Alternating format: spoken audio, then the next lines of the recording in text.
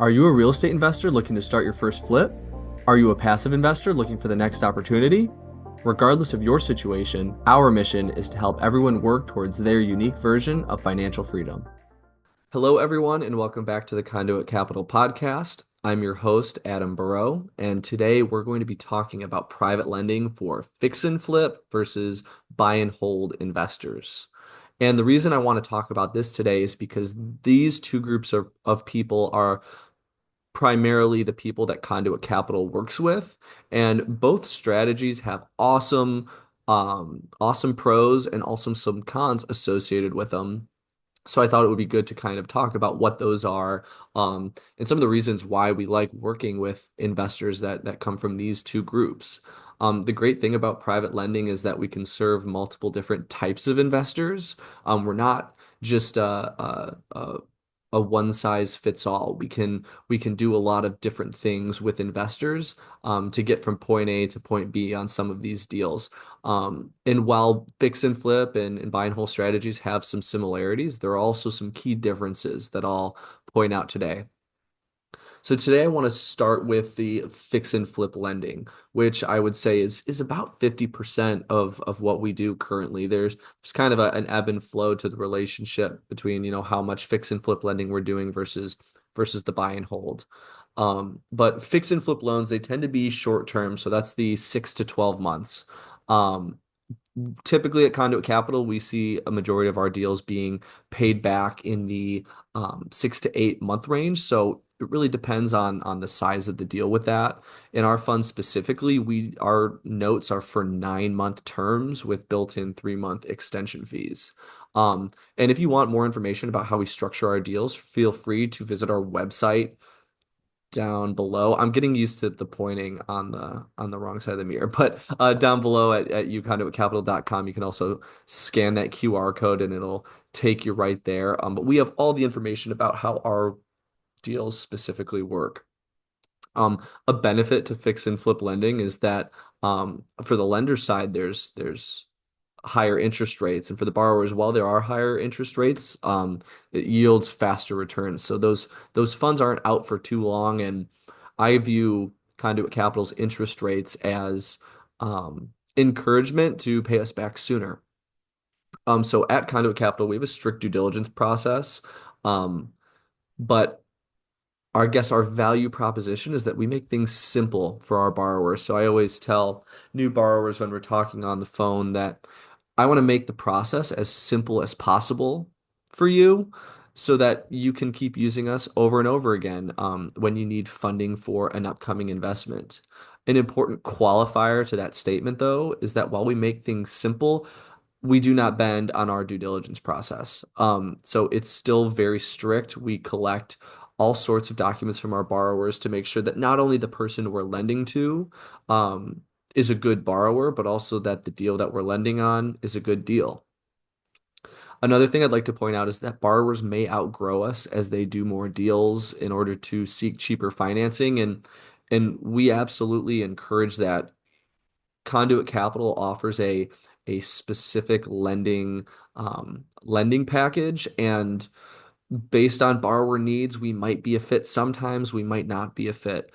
Some borrowers, they go and they seek financing in other areas to get those lower rates, and then later on they come back to us and say, "Hey, I'm fine paying a higher rate because you guys are convenient and easy to work with." And regardless of what the circumstances may be, we want to be an option for our borrowers, but we might not always be the best option for them, and we want to make sure that they're pursuing the best options for them.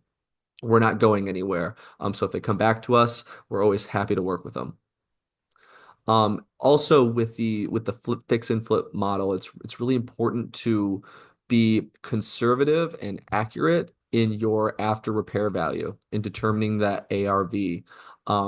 We do that by looking at comps in the area, and we always collect comps from our borrowers when they submit their loan applications. but I always produce my own comps because I'm a licensed realtor in the areas that we lend in. So I'm able to kind of compare and contrast what are they looking at versus what I'm looking at because most of the time I tend to be more conservative than the borrowers submitting their loan applications, which, we love our borrowers to be optimistic, but at the end of the day, I'm looking out for the investment and the funds that are entrusted to me by our fund investors. Um, in our case, we actually only lend up to 70% loan to value, and that loan to value is based on the ARV of the property. So that kind of gives us a little wiggle room if things were to go wrong. We have we have some a lower percentage, we're not nearing 90% where the margins are kind of thin on that. Um, Now, I want to qualify also, I say up to 70%. Most of the time, we are not lending right at that 70% mark. So we do like to see that borrowers have some of their own skin in the game. The degree to how much skin they have in the game really does depend on the deal, and it also depends on the borrower's experience. And this also goes back to what I talked about in a previous episode about the importance of borrower liquidity. So we want to make sure that the borrower is able to make their monthly interest payments, but that they're also able to handle any extras that come up. Maybe something was missed in the initial rehab budget. They're able to cover it. They just don't, sweep it under the rug. Now moving on to the buy and hold side of things. So a lot of our borrowers pursue this strategy. So they want to build their rental portfolio. Now, Conduit Capital is not a long-term lender. The max term we do is 9 months, extending to a full year. But borrowers do use us on the front end side of things. So for the purchase and maybe some of the rehab, they use Conduit Capital because we're convenient and we can move quickly than conventional financing. Then within that 1 year mark, the borrowers will refinance with that long-term lender to pay us back, and then they'll keep that rental as, or excuse me, they'll keep that property as a rental. And the benefit with that buy and hold, that burst strategy, obviously, is that you have those lower rates and a more stable income. And that rental income is a big key for financial freedom.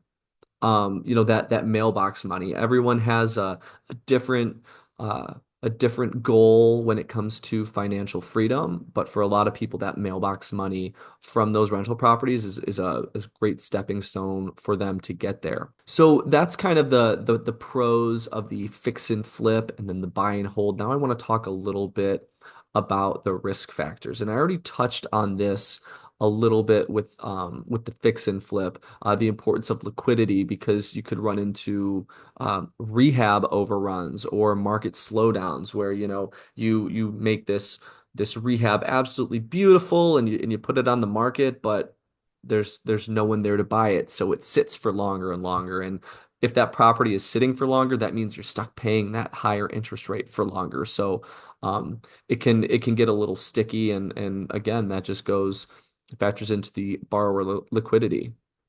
And then on the buy and hold side of things, while you are paying those lower interest rates and you have that rental income coming in, that income is not always guaranteed.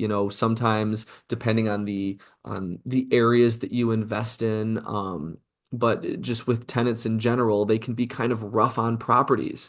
Every once in a while, you'll get that dream tenant that treats it like they own it, but a lot of the time, repairs can wipe out cash flow when it comes to rental properties and also tenant issues where things are breaking or maybe they're not paying rent.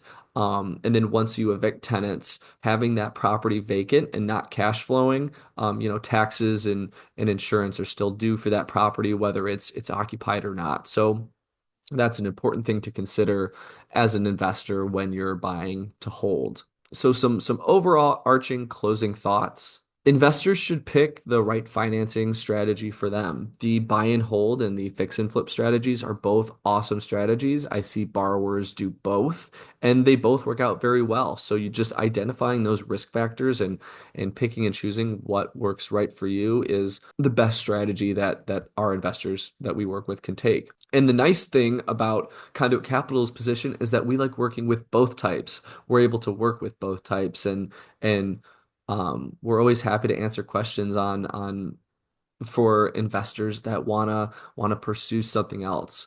That's the whole point of being a conduit and not a bucket.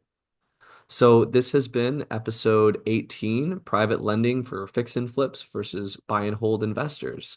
Thanks again for joining me, and I will see you guys next time. Thank you for tuning in to our podcast today. If you enjoyed this episode and would like to stay up to date with all of our latest content, please follow us on social media. You can find us on YouTube, TikTok, Facebook, and Instagram at Conduit Capital Podcast. We love hearing from our listeners, so feel free to send us a message, leave a comment, or share your thoughts with us.